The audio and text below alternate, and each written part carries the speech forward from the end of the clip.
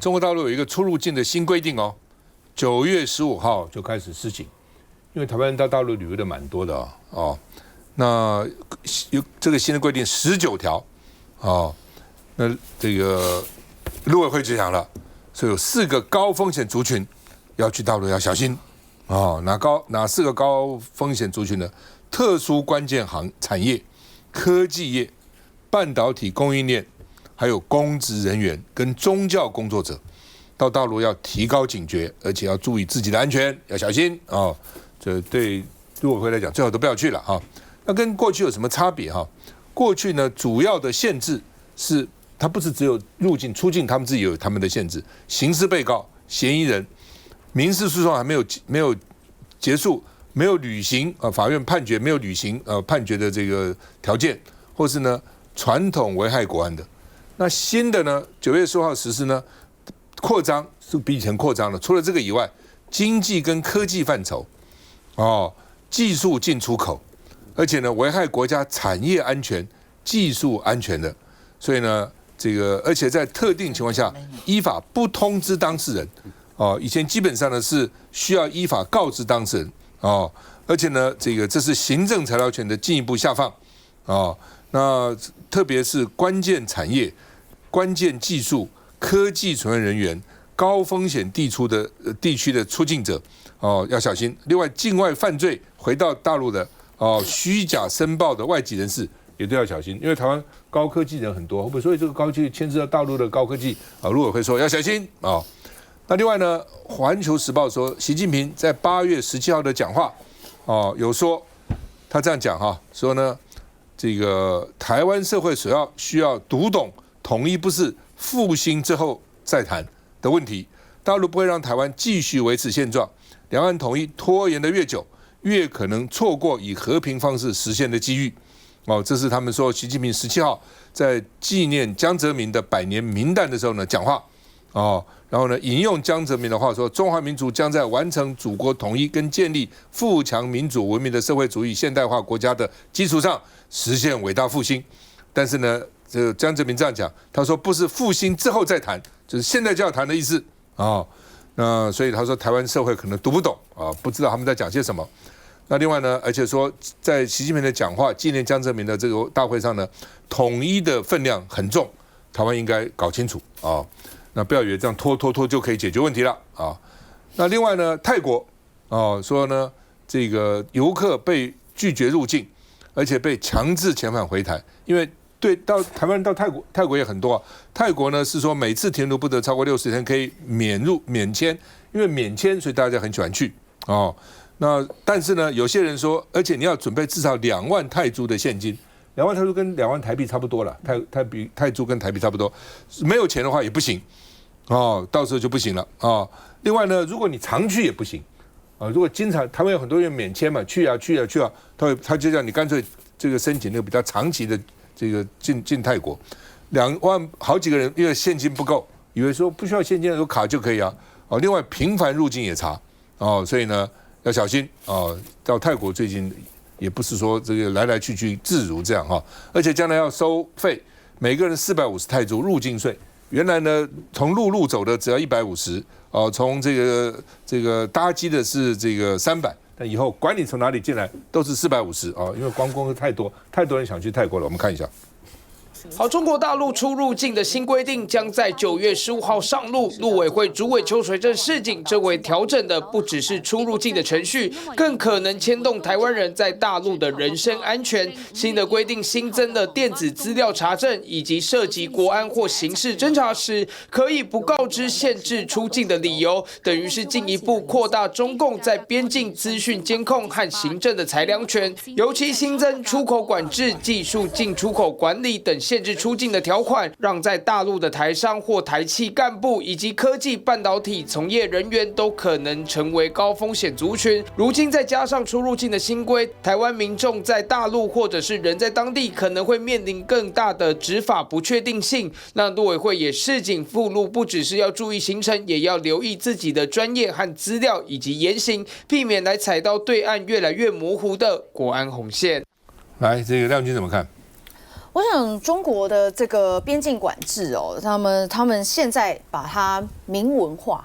但是這個明文化跟法制化到底能不能達成他們想要的效果，以及最後的執法到底會怎麼來進行？我覺得這個是現在當然陸委會也一直在警示大家的哦。那因為這個昨天有一個針對中國這個新的法制，大家有開一個研討會，在東海大學哦，那有很多的座談跟學者，其實都在分析說，中國現在這樣子的一個新制上路之後，到底會影響哪幾類的人？那我們剛剛有看到說，大概幾個部分了哈，就是有關技術人員，尤其是在高科技產業或是比較敏感的產業，軍工啊，好，然後或者是航太啊這一些的人員，現在會不會有可能會變成說進得去出不來？因為變成說對於中國而言，他當然会一直會認為說台灣是中國的一部分嘛。那當然大家拿着台胞證，或者是大家去這個中國旅遊，那以觀光名義進去，但是大家可能在台灣的身份，有的是涉及這一些比較敏感性的產業，那又或者有些他其實根本就只是基層公務員。可是對於中國而言，他接下來依照這樣子新的法制上路之後，他到底對我們這一些在台灣，譬如說有這些特殊產業哈，比較高科技產業的這些從業人員來說，會不會來進行執法？那對於中國而言啊，那這個過去台灣有非常多的我們這些基層公務員去到中國，就是會被盤查、會被詢問，不一定真的被留置在中國，但是就是會被很多的這些要求詢問，把你帶到小房間。那這個對台灣人來說，當然現在政府來做出這樣子的警示，也有其必要性哦。那再來就是說，中國如果要執法的話，我覺得，因為他現在明文化，可是問題執法到底要怎麼執呢？這些基層第一線的這些海關人員，又或者是這些相關的執法人員，會不會揣摩上意？因為他也不知道說這個新的法上路到底要怎麼執法，範圍到底到哪裡，強度到底要多高？那會不會出現過度執法的問題？那把一些根本就不在你這樣子的這個所謂邊境管制的這些人員範圍內，也把它扣留下來，也不讓這些人離境？那這樣子的狀況會不會發生？那我覺得現在當然這個是我們面對9月15號中國新制上路之後所提出來的警示啦，但是還是要提醒大家，從過去這幾年下來，有非常多的台灣人因為宗教因素，或者是說我們的基層公務員去到中國被不當的盤查，甚至有的人還在中國還沒有回來，這些都是事實上已經發生的事，所以還是要提醒大家啦，到中國旅遊的時候還是要特別的注意。反正它的4個主要的目的了啊，就是这個，反正就是出入境的制度啦，哦，然後呢措施把它明確化了。玉敏怎麼看？我想中国大陸它去調整它新的出入境的這個措施哦，那我們的陸委會它有提出示警。我覺得讓國人知道這個是可以的，但是呢，陸委會也不用過度去放大跟過度去詮釋哦。特別是陸委會過去都只說有多少台灣人，然後去到了這個大陸之後呢，就是被盤問、被扣押，然後甚至就是沒有消息的，就不斷的在放大這一些訊息。我覺得這個是無助於兩岸比較正常的往來跟交流啊，我希望陸委會不要變成是打壓兩岸交流的陸委會哦。如果是成為這樣的陸委會，那它有一些相關的預算被刪或被動，我想大概就只是剛好而已，因為你沒有發揮你兩岸這個穩定交流的這樣的一個職責跟任務，反而有一些他還刻意去炒作，然後再阻擋這個兩岸的這個不交流哦，包括不讓這個大陸的這個年輕人來到台灣就學，進行下一代的交流。那我只能說，兩岸如果不交流呢，事實上兩岸的情況越來越嚴峻哦。上一趴的時候就提到，為什麼美國的學者他已經提出示警哦，他說有13項的指標，其中有11項已經亮紅燈，就是說兩岸為什麼會讓大家覺得是越來越緊張，然後這個亮紅燈的13項有11項，這個是已經非常高的一個比例。然後加上我們看到現在的美國已經不是過去我們認為它可以保護任何一個國家的美國了。美伊戰爭讓我們看到美國的軍事力量就這樣啊，它打一打之後，結果它的防衛性的武器竟然還缺少，然後還要2年才能補足，所以這個當時的這些示警，就包括說現在美國有一些武力的空窗期，可能會造成這個對岸它或許有動手的可能。那在這樣的情況底下，難道我們台灣本身我們不應該發揮一些自身的力量嗎？就是跟對岸真的什麼都不能談嗎？我們都不能好好的坐下來談嗎？一定就是那個論述就是一定要戰爭，一定要對抗，一定要靠老美出兵，偏偏就是現在的美國不是最強盛的美國。一個伊朗戰爭已經凸顯出他沒有那麼的強大，一個伊朗都攻不下來，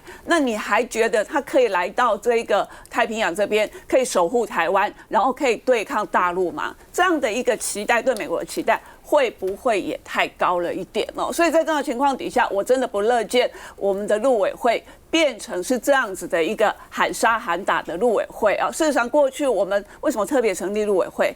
那就是因為兩岸的這個特殊關係嘛，我們需要它有方方面面我們要交流的事物，都需要陸委會來促成，絕對不是這樣子喊打喊殺的。當然，大陸出入境有新的規定，陸委會提醒國人，我覺得也是对的了哈。但是，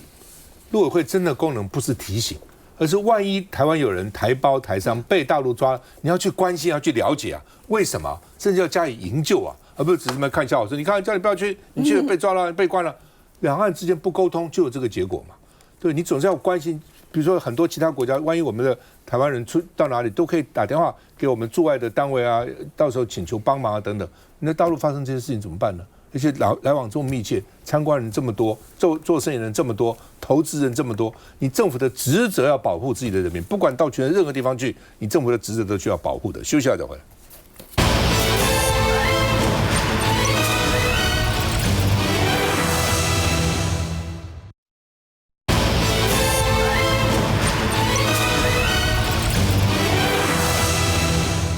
好，今年稅收大概增加8000億到1兆啊。那賴清德昨天說，這叫 AI 紅利要共享，因為 AI 哇，今年對美國的這個順差可能到2000億美金啊。川普現在還沒生氣，川普等到知道後一定大發雷霆哈。那這個證交稅也增加非常多哦，每天哇，股市交易量非常大哈。所以呢，賴清德說明年普發現金1萬，那一共要多少錢？2357億啊。那另外呢，這個蔣萬安就笑了，說賴清德曾經講啊，買個菜就沒有了，1萬塊算什麼呢？你現在多收這麼多錢，應該要發2萬呢，應該發2萬啊。那另外呢，這個民進黨團說，因為台灣經濟高度成長，所以發1萬啊。那民進黨曾經批說，發錢呢叫做先窮台，再讓老共統一，所以呢掏空國軍，買菜就沒有了哦。所以呢，當時就認為發1萬是不對的。當時民進黨這個曾經罵這個發1萬是沒用啊，是中共的窮台，把台灣都搞窮了。沈伯洋就說標準沒變過，我當時這樣講，我現在還是這樣講，各城市可以加碼啊，講完要變2萬，對不對？台北市自己去加，再往上加1萬就好了哦。所以沈伯洋就說，台北市預算如果有剩餘，當然可以加，講完你去加吧，從1萬加到2萬吧啊。那這個台北市政府的發言人葉向元就說呢，你不要魚目混珠，我們是要中央發2萬，什麼叫蔣萬安發？這是政治操作，吵架了啊。盧俊彥說，發1萬剩餘的錢，政府應該跟民眾多對話溝通。那剩的錢幹什麼呢？你現在多收那麼多錢呢？那所以呢，蔣萬安說應該補發2萬，民進黨就說他不要當市長了，到市場賣菜好了啊。那另外呢，這個市召會也講了，無差別大撒幣。又變成這樣子了啊，變成了大家都拿1萬塊啊。那另外呢，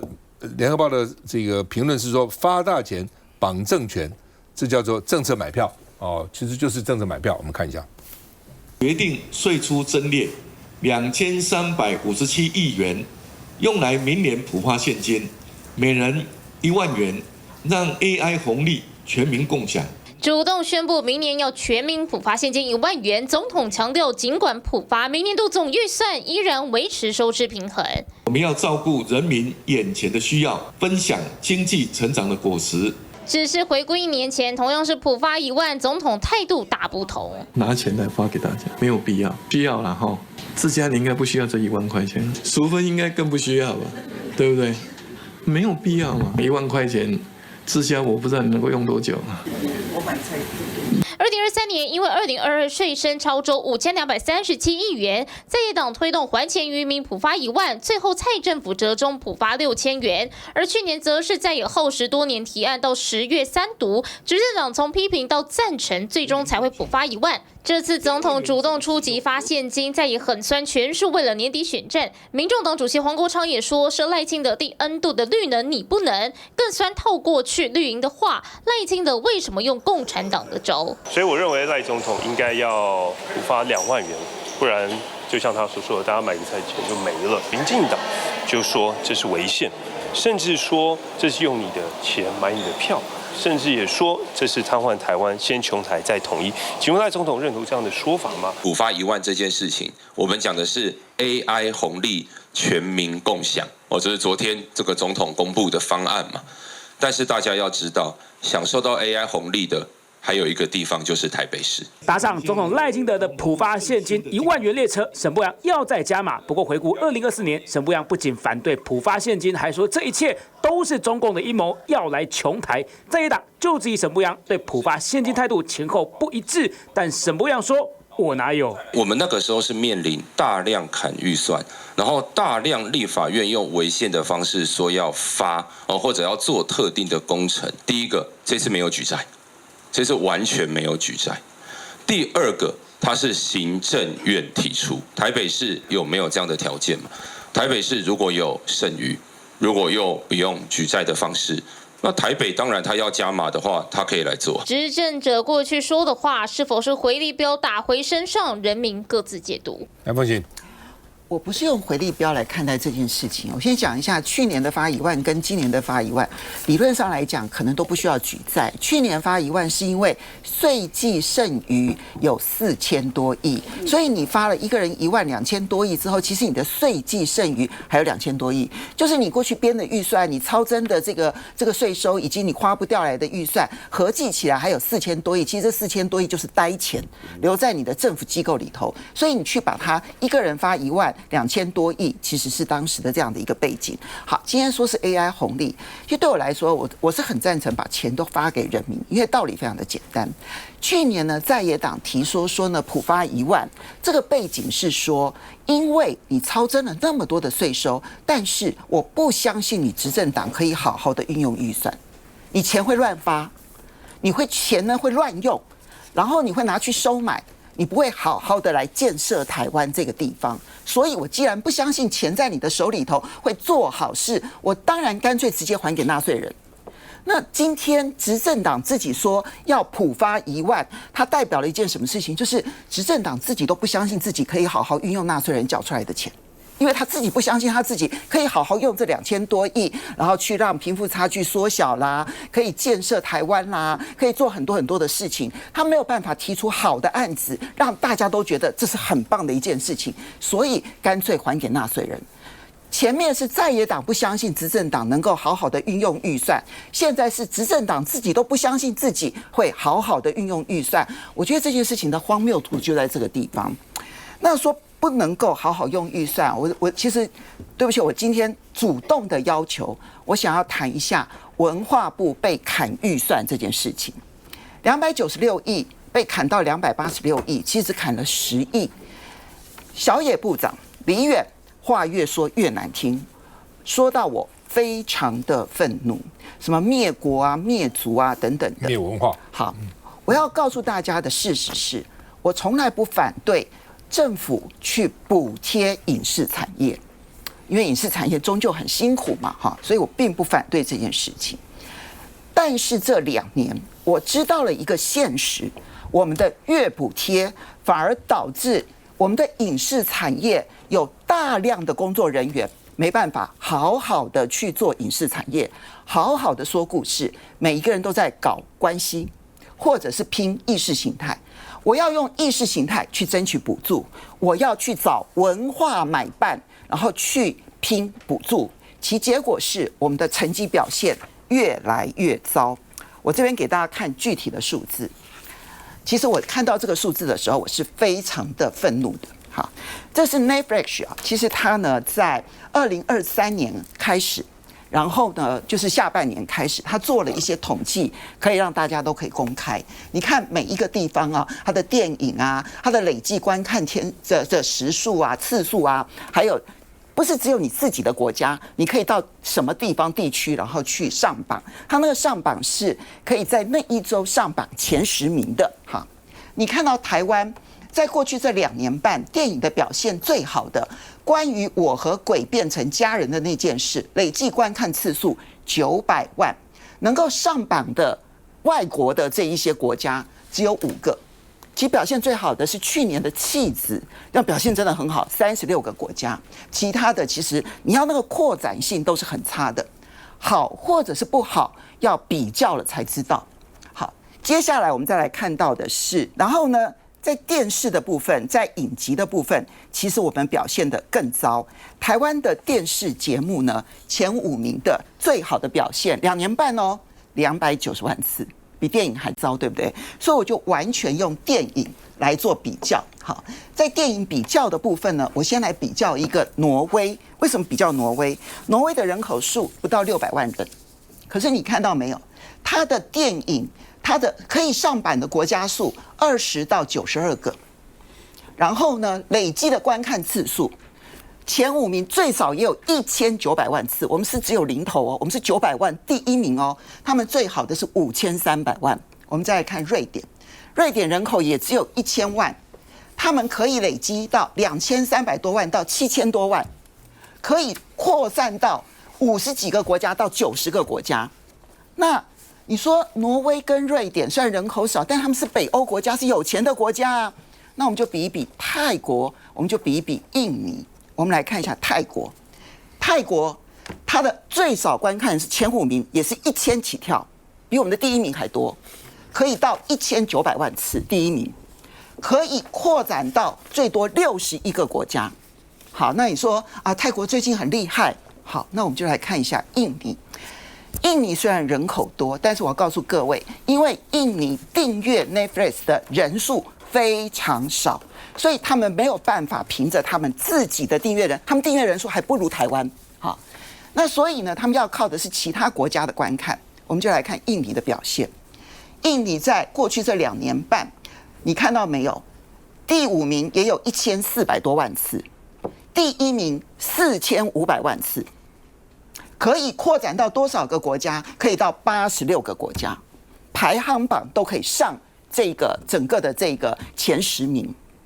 我很快的整理之後，你一比就知道，我們累計前5名平均640萬次，別人都是1-2000萬次、2000-3000萬次，甚至於是5000多萬次，我都不敢跟韓國比。可是我們現在是連印尼、菲律賓都輸，連菲律賓、印尼我們都輸。可以擴展的國家，我們也是輸的。我為什麼要提這件事情呢？我們的影視產業曾經是輸出到很多國家，成為人家認識台灣的代表。可是我們現在是沒有辦法向外擴張，就是我剛剛講的，因為有大量的影視產業的人，他沒辦法，沒有補助活不下去。可是要拿到補助，你的意識形態必須正確；要拿到補助，你必須找到文化買辦，去找關係。所有的精力都放在這些事情上面，你如何說出一個好故事？所以我這邊要最後跟李遠部長說，李遠，你當初是一個寫小說的人，當時的中國國民黨黨營事業中影的名記跟徐立功從來不去管你的怎麼過去的政治關係如何啦，你也沒有什麼特別的家庭背景啦，然後你的政治立場如何，就憑着你們可以說出好故事，整個中影的資源讓